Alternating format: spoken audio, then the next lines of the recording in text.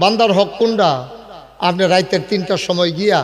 হেতারে কইছেন উঠরে, হেতে সৌদি আরবতে আইয়াসিরা তার মায় কয় ফুতরে তুই আমার একটা ফুত, তুই বিদেশ থাকতে তোর আব্বায় মারা গেছে, তুই কোনো বাপ দেখ সত্তা, আমিও কম্মালা মইরা যাই, আমার আর বিদেশ লাগতো না, টেহা লাগতো না, সুন্দর করে একটা ঘর তুললা, সামনের রুমটার মধ্যে যেহেতু আমরা রাস্তার লগে বাড়ি, সামনে যে একটা দোকান দিয়ালা, এটাই আমরা চলিয়া ফিরে খায়াম, আপনার তো ধনী দরকার নাই, তুই ফুত আমার একটা ফুত, আমি মইরা গেলে তুই যদি আমার জানাজার কাছে না থাকস তত তুইও সারা জীবন কানবি, আমিও মইরা শান্তি পাইতাম না, আর দরকার নাই বিদেশের। তে দোকান দিছে, বিদেশতে যখন আইয়া নতুন দোকান দেয় দেখবেন কাস্টমারের যে একটা বিল লাগে, ঠিক নি রে? পুরান দোকানও কাস্টমার নাই, সব নতুন দোকানও আইয়া সেরা খাইতে আছে, তে কোম্পানিগুন যাইতে আছে, মাল আনতে আছে, মাল তুলতে আছে, 2-3 মাস গেছে পরে দেখে যে ডিব্বাডি আছে লজের নেই, খাইয়া চুইরা লাইছে বাহি, ঠিক কিনা কও? তুমি বান্দার হক নষ্ট করছো। তুমি বাকি খাইতেই পারো, তুমি খাইতেই পারো বাকি,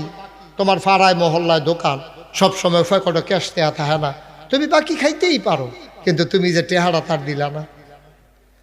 খাইছো কয়দিন ঘুরাইছো,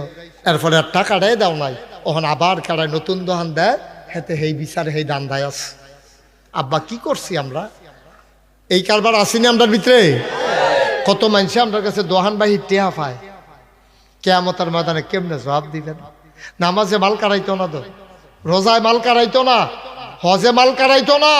ওই ফানাদার বেড়ায় যখন সামনে দিয়ে দাঁড়াইবো তার টেহারা দিয়া যাওন লাগবো, কিয়ামতের ময়দানে তো টেহা নাই, দিবেন কিতা? আল্লাহ কইবে তরে না কইলাম জান্নাত যাইতে যাচ্ছা কি রে?